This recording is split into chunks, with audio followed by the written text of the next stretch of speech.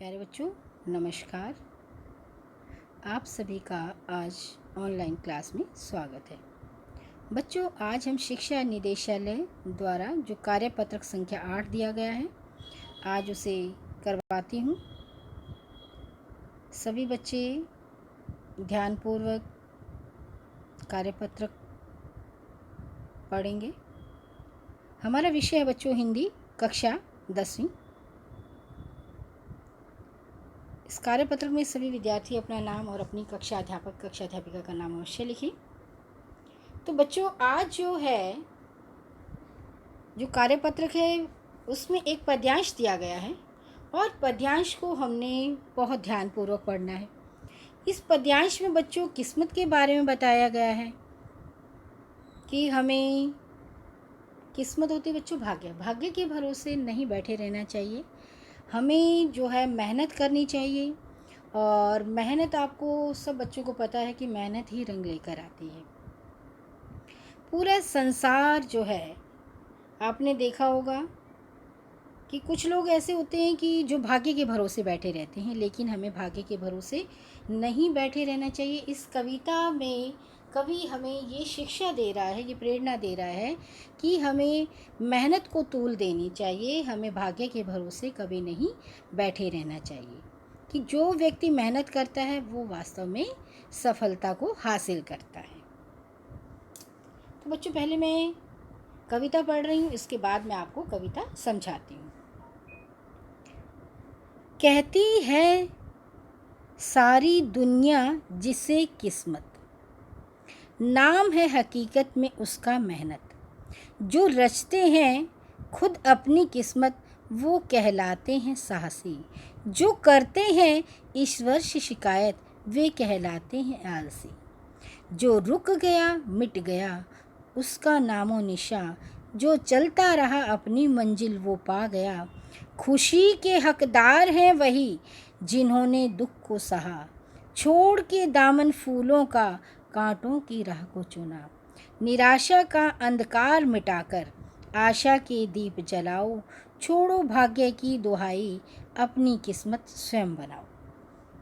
तो देखो बच्चों, इस कविता को पढ़ने मात्र से ही हमें बहुत सारी चीज़ें स्पष्ट हो गई हैं कि यहाँ पर कवि ने किस्मत के बारे में बताया है कि वो हकीकत में क्या है, मेहनत। और वही व्यक्ति परिश्रमी है, साहसी है, हिम्मत वाला है जो अपनी किस्मत को खुद रचते हैं। जो व्यक्ति आलसी होते हैं वो ईश्वर से शिकायत करते रहते हैं। और जो रुक जाते हैं, सोच लो वो मिट गया। जो रुक गया उसमें गति नहीं है, वेग नहीं है, वो क्या है, मिट गया। जो चलता रहा, जो रुका नहीं, जो थका नहीं, जो गिरा नहीं और जो गिरकर संभल गया वो अपनी मंजिल को पा गया। उसने अपनी मंजिल को पा लिया। वो खुशी के हकदार हैं। उन्होंने क्या हासिल किया, खुशी हासिल की। और उन्होंने खुशी के बलबूते पर ही उन्होंने अपने जीवन को आगे बढ़ाया। उन्होंने दुख को सहा। दुख उनके जीवन में भी आए हैं और छोड़ के दामन फूलों का कांटों का राह चुना। कुछ ऐसे लोग हैं जिनको खुशियाँ मिली, लेकिन खुशियों को छोड़कर उन्होंने बुरे मार्ग, कांटों के मार्ग, दुख के मार्ग, यातना के मार्गों को चुना। खुशी और दुखी, सुख और दुख बेटा एक पहिए के दो पहलू हैं। जैसे आपने देखा होगा दिन के भी दो पहलू हैं, दिन और रात। दिन प्रकाश का, उजाले का, ज्ञान का प्रतीक है।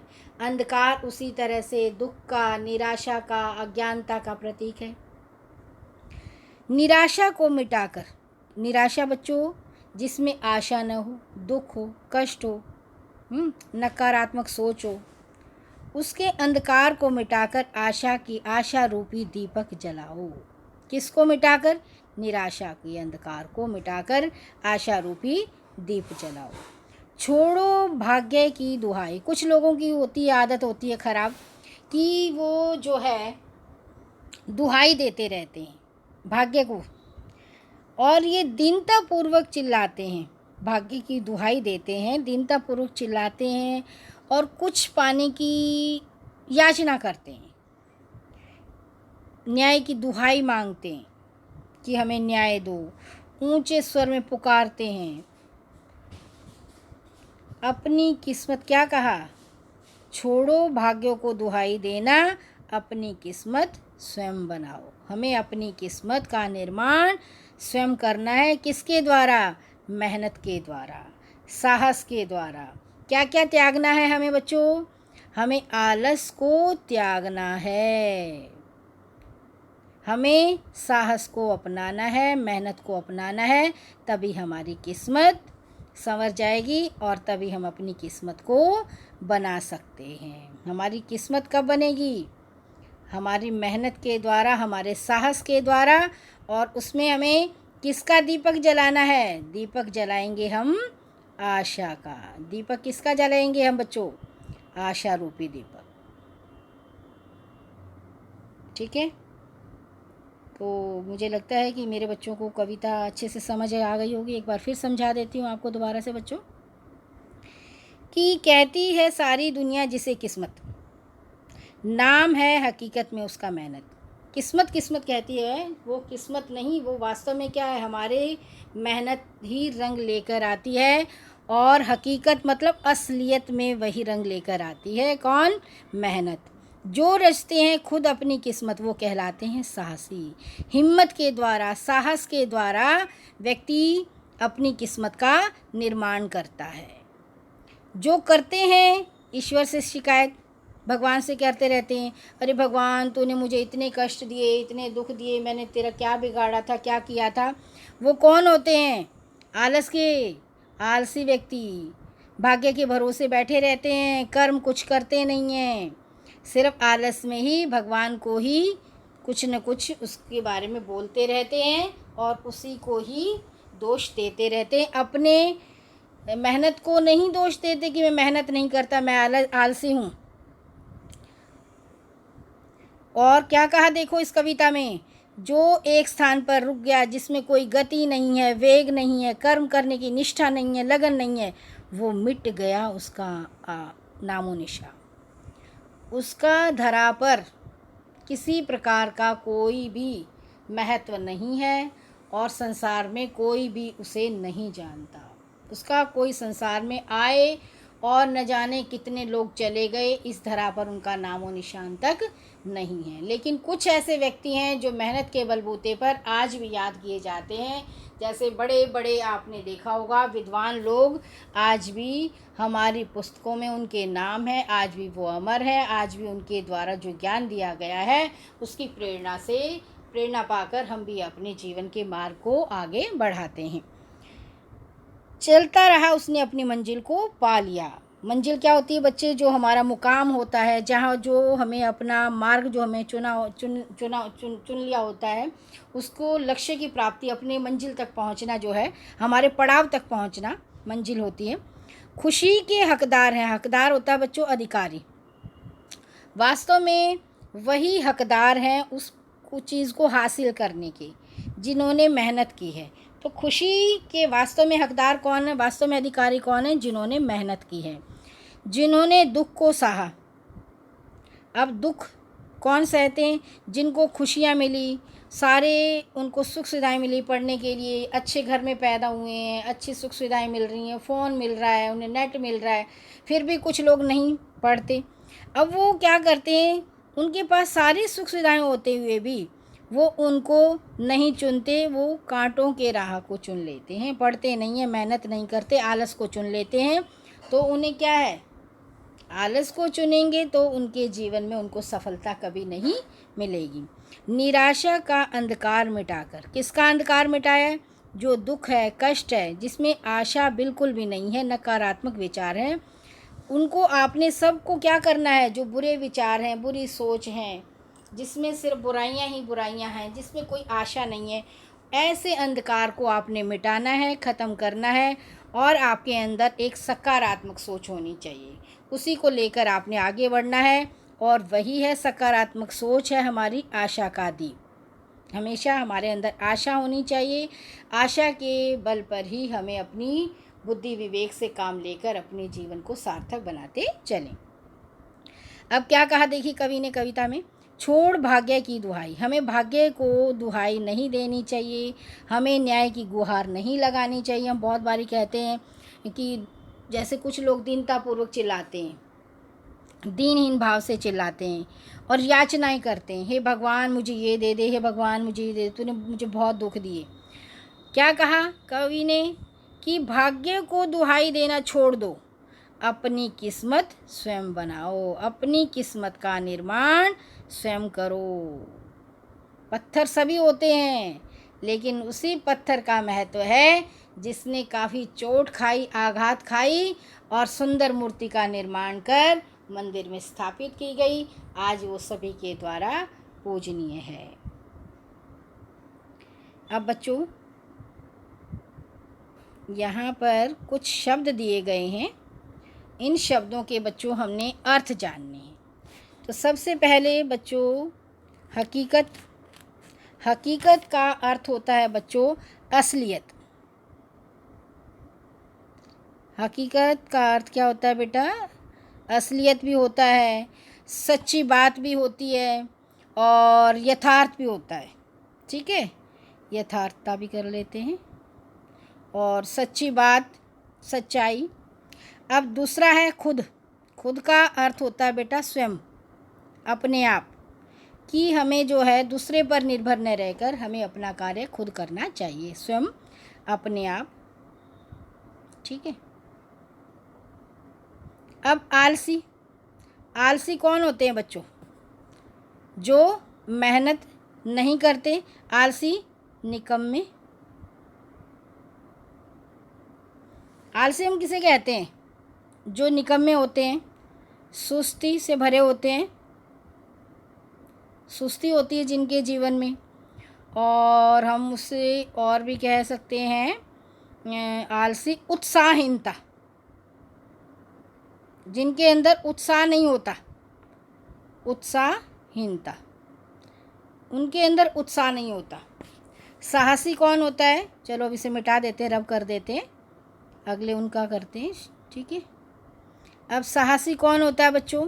हिम्मत वाला।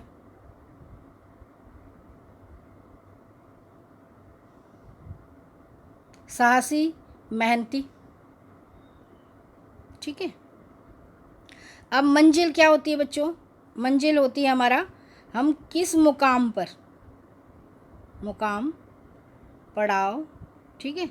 हमें अपनी मंजिल पर पहुंचने के लिए, हम अपने मुकाम पर पहुंचने के लिए, हम अपने पड़ाव पर पहुंचने के लिए। ठीक है। मंजिल का अर्थ क्या होता है? मुकाम या पड़ाव।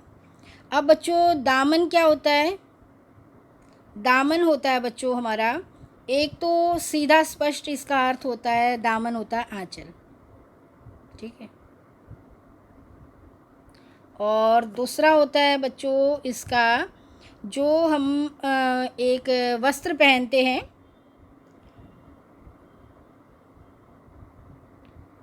अंग रखे जो होता है ना, अंग पर जो डालने वाला होता है, उसका नीचे का जो है, नीचे की तरफ जो लटकता रहता है,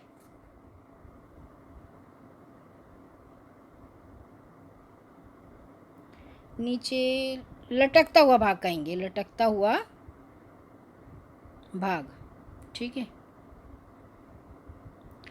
और इसे हम, और इसको समतल भाग को भी हम दामन बोल देते हैं। जैसे हम पहाड़ होते हैं और उसके नीचे की ज़मीन, पहाड़ जो है ऊंचा स्थान है और उसके नीचे जो है समतल जो मैदानी क्षेत्र है। ठीक है। एक तो इसका ये हो गया, दूसरा भी बता देती हूँ आप लोगों को, थोड़ा सा आपको कठिन लगेगा लेकिन कोई बात नहीं। पहाड़ तो आपको पता है कि पहाड़ ऊंचा होता है, तो पहाड़ के नीचे की ज़मीन,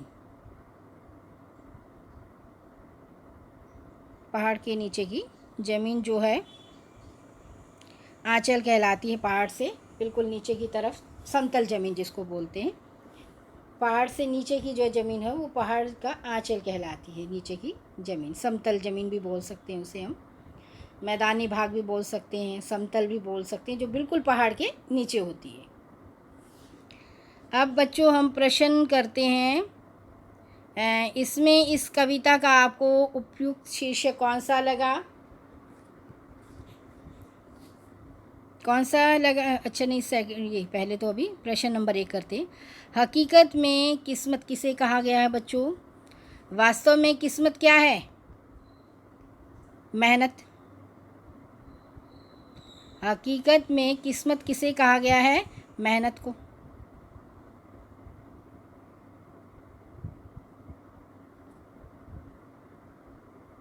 हकीकत का मतलब होता है बेटा असलियत, वास्तव में, वास्तव में या असलियत में। ठीक है, ये एक इसका हो गया, एक और इसका कर देते हैं, असलियत में। तो असलियत में किस्मत क्या है? किसके द्वारा बनती है बच्चों? मेहनत के द्वारा। दूसरा है, किस्मत बनाने के लिए हमें किसका त्याग करना पड़ेगा?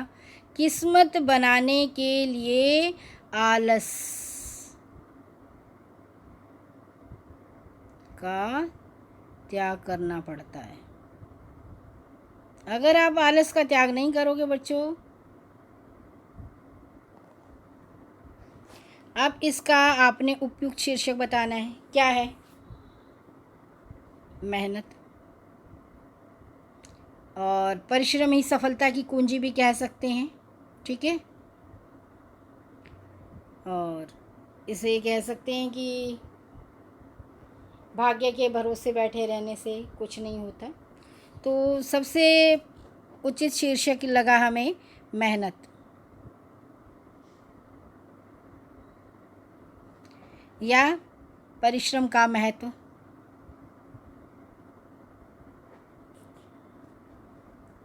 और मेहनत ही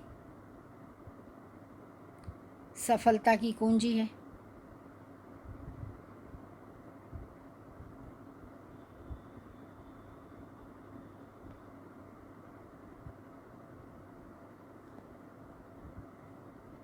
ठीक है, अब अगला है बच्चों, इस काव्यांश में प्रयुक्त, इस काव्यांश में प्रयुक्त रस एवं अलंकार का नाम लिखना है। बच्चों, रस है हमारा वीर रस, और इसका स्थाई भाव है उत्साह, क्योंकि पूरी कविता में हमें उत्साह मिल रहा है, प्रेरणा मिल रही है कि इसी काम को करने की। हमारे अंदर वीरता, वीर रस पैदा हो रहा है, और उसका स्थाई भाव है बच्चों उत्साह। तो हमें जो है मेहनत करने के लिए उत्साहित किया जा रहा है, तो इसलिए ये रस वीर रस है। और बच्चों इसमें अलंकार जो है वो रूपक अलंकार है। ठीक है, और विरोधाभास भी कहेंगे हम इसे, विरोधाभास। अभी समझाती हूँ आपको। ठीक है, और इसमें रूपक अलंकार के साथ साथ कुछ शब्दों में जो है उपमा अलंकार भी आता है, लेकिन जो है रूपक अलंकार के बारे में आपको मैं समझा रही हूँ।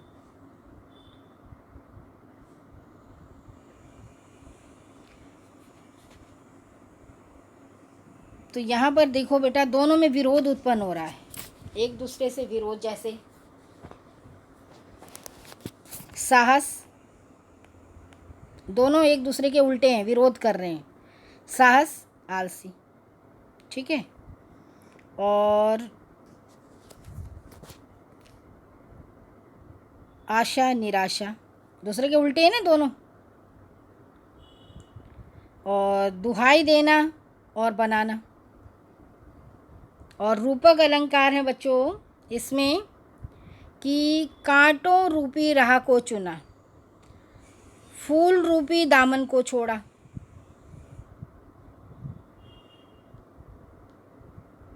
फूल रूपी दामन को छोड़ा और कांटों रूपी राह को चुना। निराशा रूपी अंधकार मिटाया, आशा रूपी दीप जलाना। निराशा रूपी अंधकार को मिटा, आशा रूपी दीप जलाया। तो बच्चों इसमें रूपक अलंकार है, मैंने बता दिया, आपको समझा दिया। और वीर रस है, उसका स्थायी भाव उत्साह है। और कुछ शब्दों में आप आसपास देख सकते हैं।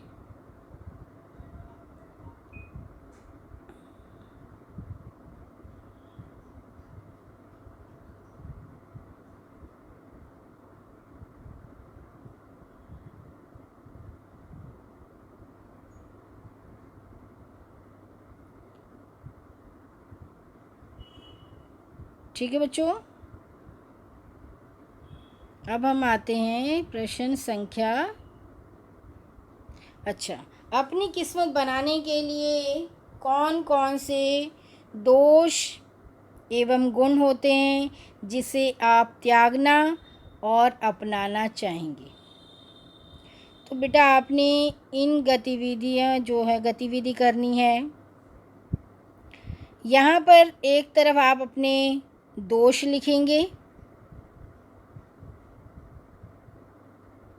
ठीक है, और एक तरफ आप अपने गुण लिखेंगे, ठीक है। दोष कौन से हैं हमारे, कौन से हमें त्यागने हैं? ये हमें त्यागने हैं। और ये हमें गुण अपनाने हैं, गुण अपनाने हैं। और दोष को क्या करना है बच्चों? हमने जो अवगुण हैं, दोष क्या होते हैं हमारे? अवगुण। तो कौन कौन सा त्यागना चाहेंगे हम? आलस को, आलस बुरा गुण है। और भ्रष्टाचार,